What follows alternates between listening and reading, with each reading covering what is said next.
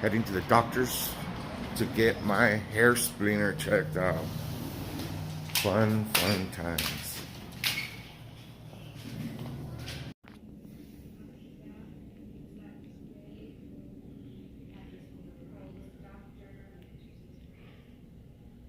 Can you guys see this hair splinter in there? Looks ugly. That's my baby. We're waiting for some medication. We just got out of the doctor right now. My prognosis is my finger has to get chopped off. Just kidding. It'll be okay. I'll be okay. I just gotta take some antibiotics and wear my gloves. Continue to wear the gloves.